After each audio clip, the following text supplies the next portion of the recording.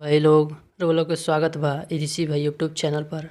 आज के हमी के टॉपिक में सीखा जी कि जौन धान के हमी के रहेला बहान देवे जा रसरी से ओकरा के हमी के कहनी जा बोझा, ओकरा के इंग्लिश में का बोला जी, या फिर कहनी जा कि हमी के बोझा के जौन रखे खातिर लिप पोत के रखेनी जा जमीन के कुछ हमी के बोझा रखी जा ओकरा के खलिहान बोलनी जा और ओकरा के इंग्लिश में का बोला जी ओकरा के हमी के वीडियो में जानल जी। या फिर हमी के गाय के गोबर के जो रहेला देवाल पर या पत्थर पर या जमीन पर ऐसे ही पाथ देवनी जा तो ओकरा के हमी के गोईठा बोलने जा और ओकरा के भी हमी समझ कि इंग्लिश में का बोलने जा। तो हमनी के भोजपुरी से अंग्रेजी में जानल जी सारा शब्द इंग्लिश के और इंग्लिश बोले के सीखल। तो चले जा आगे के टॉपिक शुरू करेगा। देखिए एगो जौन आदमी दिख रहा बाड़न खेत में, तो खेत में वही आदमी दिखेला ज़्यादातर कहले ही जे किसान रहेला। तो किसान के हमें कि इंग्लिश में फार्मर बोलने जा, का बोलने जा फार्मर। किसान वो भी कहलालन जौन कि गरु भैंस के पोसेलन। तो जौन गाय होली वो गाय के हमें के इंग्लिश में बोलने जा काऊ। जौन गाय होली उ तो दूध देवेली आ दूध के हमनी के इंग्लिश में बोले नहीं जा मिल्क। आ गाय हमी के उ चीज़ भी देवेली जौन उर्वरक के रूप में यूज होला और हमी के गोईठा बनावे के भी यूज होला, जना हमी के गोबर बोलने जा। आ गोबर के इंग्लिश में हमी के बोलने जा डंग, का बोलने जा डंग। यही गाय के गोबर के हमी क्या करने जा कि बटोर बटोर के एक जगह ढेर लगा देवे नहीं जा पूरा, यानी कि गोबर के ढेर लगा देवे नहीं जा तो ओकरा के हमी के बोलने जा डंग हिल। हमी के का करने जा कि ओकरा के हमी के पाथ देवे नहीं जा देवाल पर या पत्थर पर या फिर कहीं ज़मीन पर, तो ओकरा के हमी के बोले नहीं जा कांडा या फिर हमी के बोलने जा देहाती शब्द बाटे जौन की गोईठा। तो गोईठा का हमी के इंग्लिश में बोला जी कि काऊ डंग केक। काऊ तो समझत ही काऊ मीन्स होखला गाय, डंग मतलब समझ चुकल बानी गोबर बोले जाला, आ केक जरूर जन जानत हो हम केक जैसन दिख रहा बा ना, यही के चलते एकरा के बोलने जा काऊ डंग केक। आगे के हमी के समझ जी आगे के शब्द के जौन की देहात में हमी के यूज होला या खेती बाड़ी में यूज होला कहले ही गाँव में यूज होला, जना कि इंग्लिश शब्द हमी के आज जानल जी। जौन देखी किसान होखेलन, किसान खेत में जालन हैं, तो खेत में जालन उ का करे जिहन खेत में जिहन उ अपन खेती करे या किसानी करे। तो खेती या फिर किसानी के हमी के बोल सके नहीं जा फार्मिंग। खेती या किसानी के हमी के एग्रीकल्चर भी बोल नहीं जा। चलिए तो जौन खेती करलन आदमी तो उ तो बंजर जमीन पर ना करिहन, वही जगह पर करिहन जहाँ पर उपज हो सको, जहाँ उपज हो सकेला ओकरा के हमी के बोलने जा उपजाऊ। और उपजाऊ के हमी के इंग्लिश में बोलने जा फर्टाइल, का बोलने जा फर्टाइल।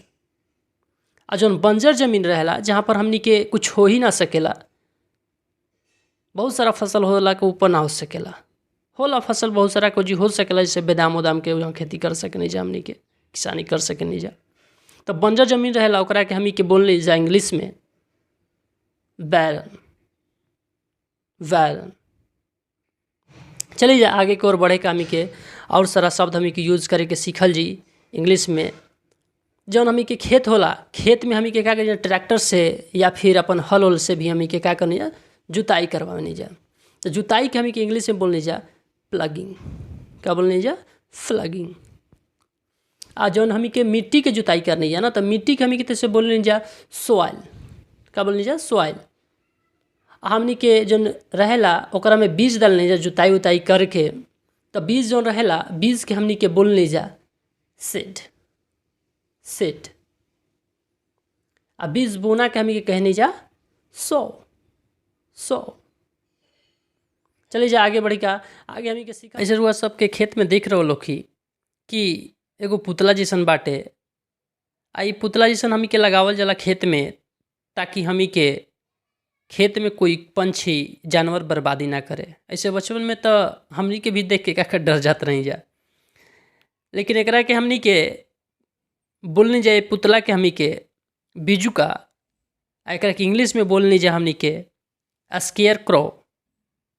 स्केयर क्रो तो स्केयर में डरना होला, आ क्रो मतलब कावा होखेला। तो ऐसे भी रिलेशन जोड़ के हमी के एका के याद कर सकेली जा। हमी क्या करन जा कि जब एकरो से काम ना बनला तो हमनी के का करन जा, कांटेदार तार से घेरा लगा देनी जा, घेरा बंदी कर देनी जा जब एकरो से काम ना चलला तब। तो ये घेरा बंदी जो ना कहनी जा हमी के कहनी जा कि घेरा लगा देनी जा या फिर बाड़। तो एकरा के इंग्लिश में हमी के बोलने जा फेंस। घेरा लगाना के बोलने जा फेंस। और फिर जौन घेरा लगाने जा हमी के जौन फसल के, वो फसल के हमी के इंग्लिश में बोले नहीं जा क्रॉप। आगे बढ़ा जाए तो हमी के देखा जा कि 2 गो लोग बाड़न जा जौन की क्या कर रहल बन जा कि छिड़काव कर रहल बन जा। छिड़काव करते जा तो छिड़काव करना या फुहारा मारना के हमी के कहनी जा स्प्रे। बोलने जा हमी के छिड़काव करना के स्प्रे। कुछ लोग दिख रहल बड़न जौन की किसानी कर रहल बड़न, किसानी के रूप में अपन कटनी कर रहल, कटाई कर रहल बड़न। तो कटाई करना या फिर कहली कि काटना, ओका बोलने जा हार्वेस्ट। लेकिन जब वही बोले के रहेला कि हमी के कटाई चल रहल बा तो जी बोलने जा हमी के हार्वेस्टिंग चल रहल बा, ING जोड़ के बोलने जा। देखी ING जुटेला या ES जुटेला या ED जुटेला, यानी कि भर में या फिर कहली कि कहीं कहीं जुटेला जहाँ भी, ओकरा के हमनी के जाने के बा। तो हमी के एगो वीडियो बनैले बन जा जौन आई बटन पर रउआ जाके वो वीडियो को देख सकतनी। ओजगी हमी के भर पूरा समझ में आ जाए, V1 V2 V3 और V4। वहाँ से पूरा डाउट क्लियर हो जाए, पूरा कॉन्सेप्ट भर के क्लियर हो जाए। तो चले जा आगे बढ़े का, आगे हमी के समझा जी कि जब भी हमी के बोझा लेके आके रखे के रहेला खरिहान में, तो खरिहान के हमनी के इंग्लिश में बोले नहीं जा बान। लावे नहीं जा कुछ हमी के बोझा। तो बोझा लावे नहीं जा ओकरा के या गठरी लावे नहीं जा ओकरा के, तो बोझा गठरी के हमी के बोल नहीं जा बेल। तो आज की वीडियो बस इतना ही, तब तक के लिए धन्यवाद।